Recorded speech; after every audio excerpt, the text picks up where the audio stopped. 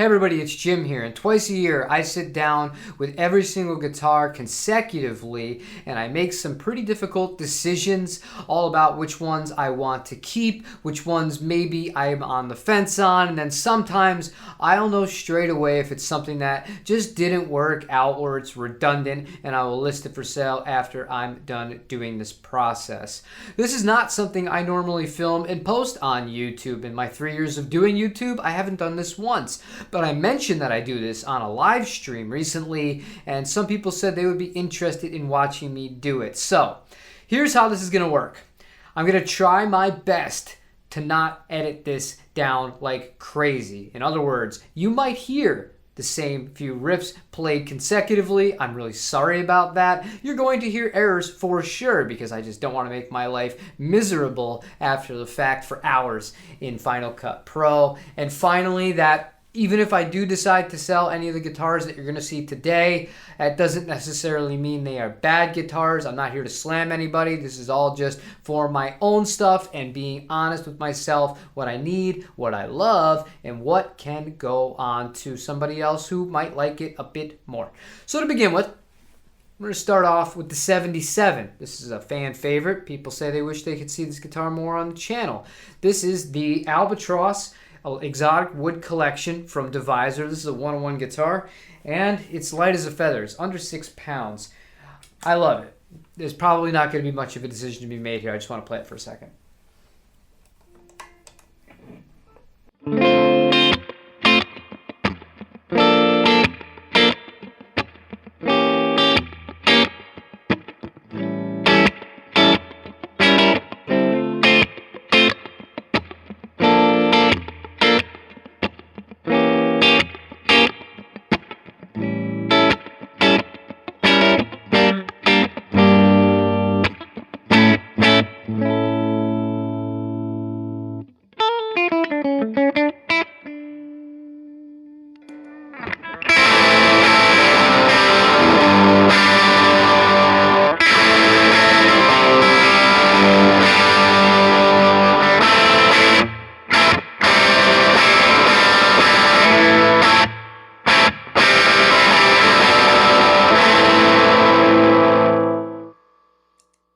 Alright, this is a pretty easy one.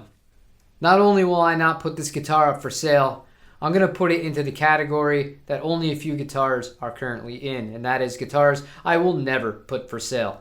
With the JV Telecaster, the JV Stratocaster, and the American Vintage 65 Jazzmaster.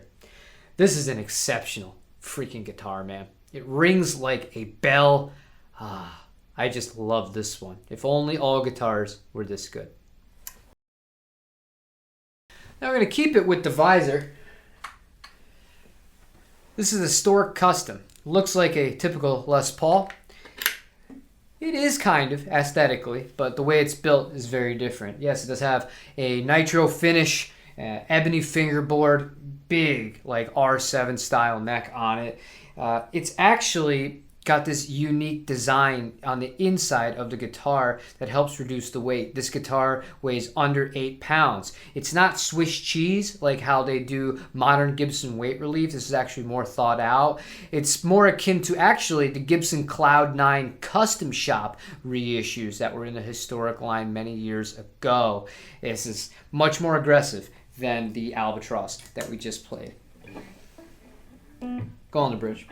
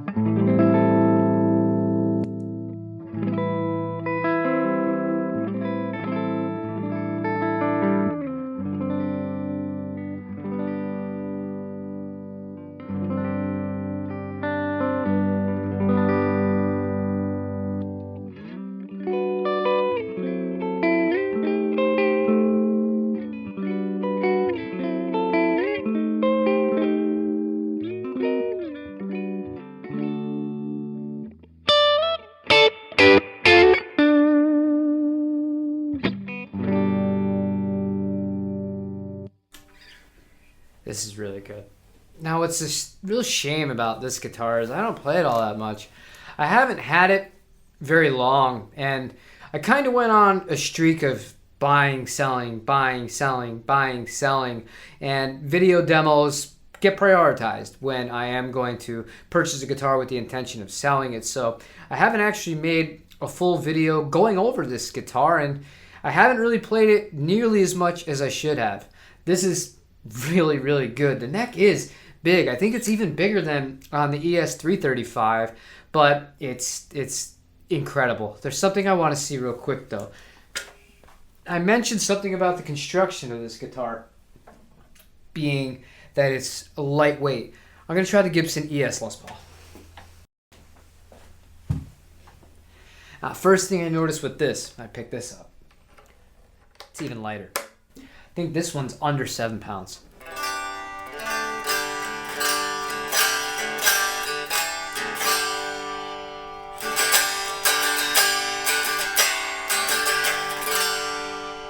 I realized it's not in tune, and also that I'm not going in through the amp yet, but this guitar is so alive.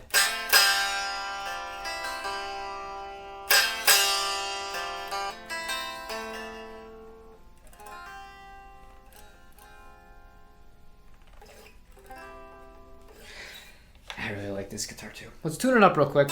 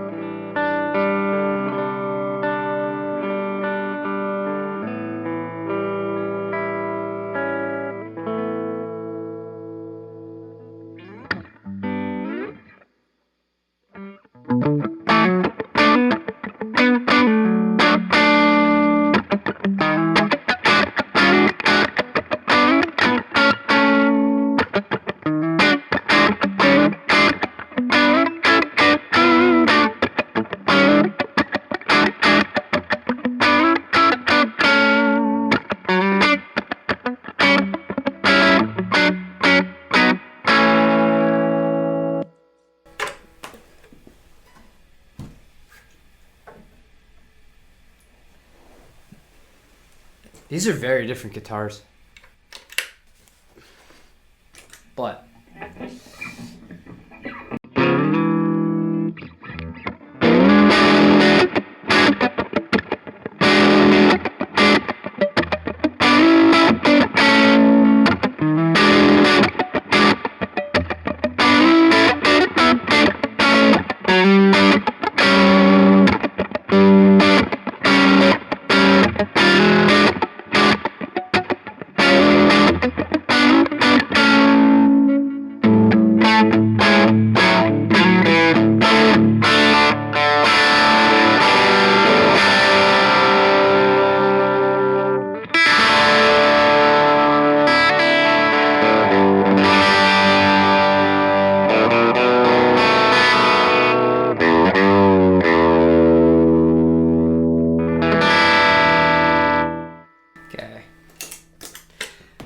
now, totally, they're a little bit different. This guy and ES Les Paul. Feel-wise, they're very different. And it just goes to show you that just because guitars can look similar, everything about the playing experience can be quite different. I'm not sure. It's hard to judge one against the other, and that wasn't really my intention when I picked up this guitar. I just, for whatever reason, I decided I wanted to pick up the ES Les Paul and give it a shot after. there's no way I'm immediately going to list this. I'm going to give this a little bit more time and see where it goes from there. This is exceptionally good. The other thing I noticed with this compared to the Gibson, this is actually older than the ES Les Paul. However, this guitar, I don't have the little headaches and issues and knocks that I do with the Gibson.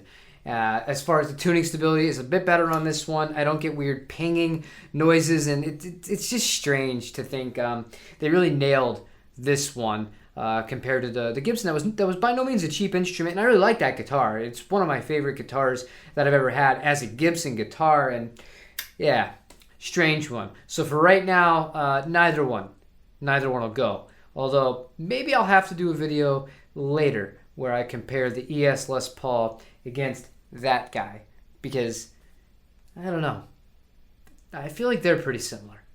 Let's get to the next guitar.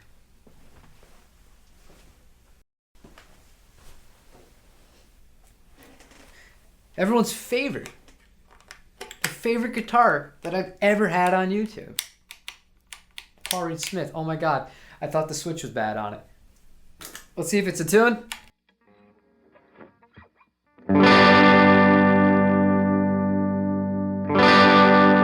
So much for that legendary tuning stability.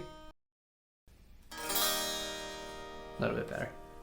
I'm not going to judge it too harshly for that. That happens. And guitars get moved around. You know, tuners and all that can be moved.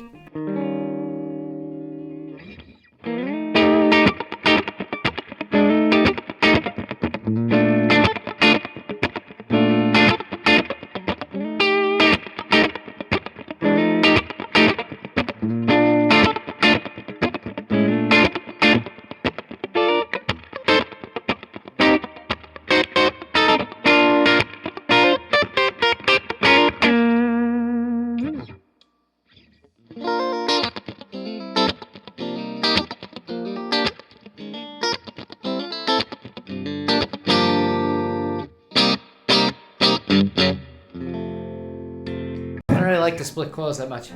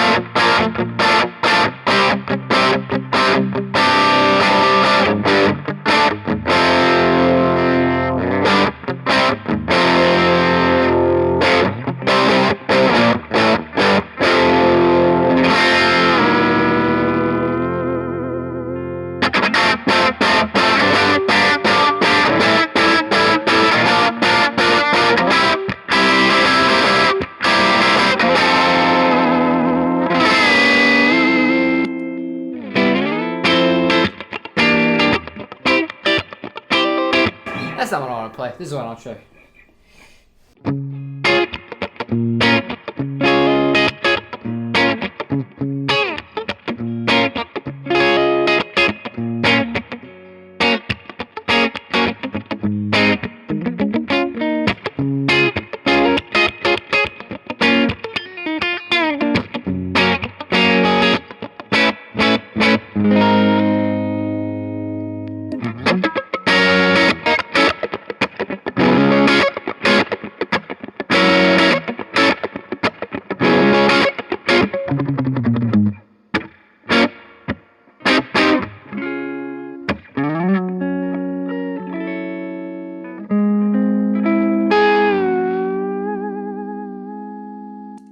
I don't need to play it anymore.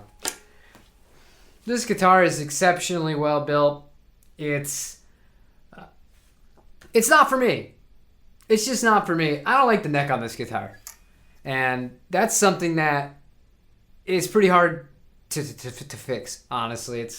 I'm struggling for words here because I don't want to be mean. I know that this will feed into some of the comment section. You guys can make of this whatever you want. But the truth of the matter is, the 5909s, I do think that they're a huge upgrade over the SE pickups for sure, and I actually prefer them to a few other of the Paul Reed Smith offerings. The bridge is really good too. The man-made, which has nothing to do with Paul Reed Smith manufacturing at this point, but it's just, I don't know. I don't get much from it, and especially considering that I just played the Gibson 277s before this. Going into this one, it's like, yeah, this one you could live without this. I'm not shredding. I'm not playing any sorts of crazy lead stuff to really take advantage of the more fret access and the bar or anything like that. Yeah, so this one's gonna get listed for sure. Let's check out the next guitar. Oh, it's a big boy. All tuned up and ready to go, the Gibson ES-335. And let me tell you something, switching from the pattern thin of that Custom 24 to the rounded C of the Gibson, it is a very, very large difference because this is a much bigger and fuller feeling neck, which I really do prefer. I don't have any decision to make with this guitar, full disclaimer. I love this guitar, I really do. This is the only full-sized semi-hollow body instrument that I have anymore, and even if it wasn't, I mean, I really like this one. Play it real quick, and then we'll move on.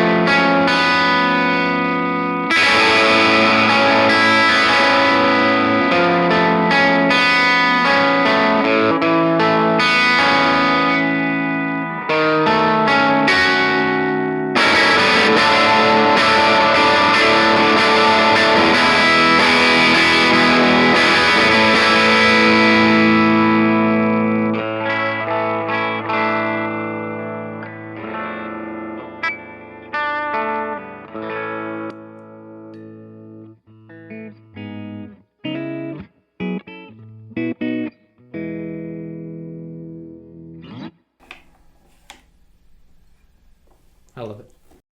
All right, last but not least, we got the Cabronita here. I know you might be thinking, oh, you're doing all these humbucker guitars. Well, technically, these Fidelitrons are humbucking pickups, so it does fall into the category.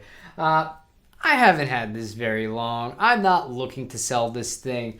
I do like it, and we recently just made a video on it, so I'm not so sure how much I'm going to play it right now.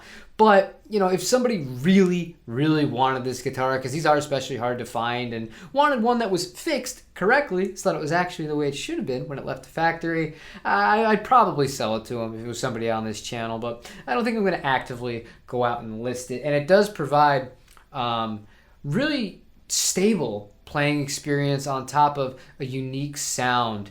And you know what? I am going to play this because there's another guitar I want to play real quick here. I didn't even think of this.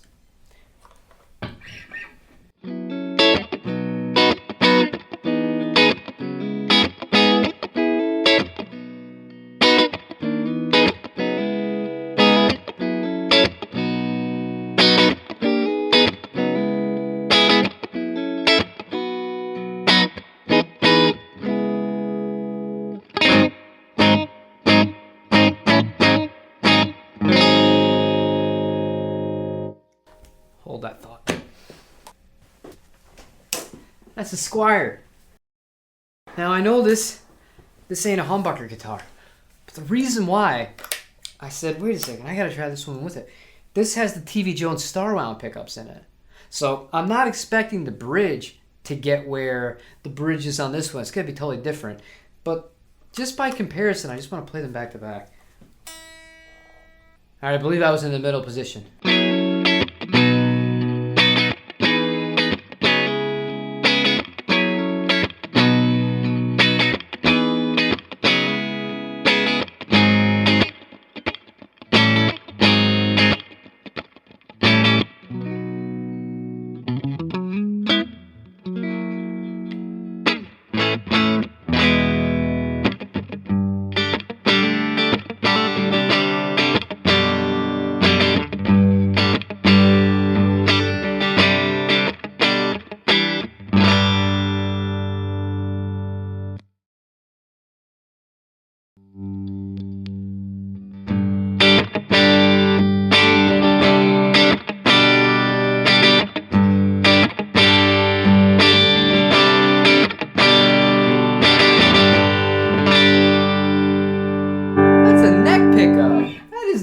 pickup. That is so much chimier. You know.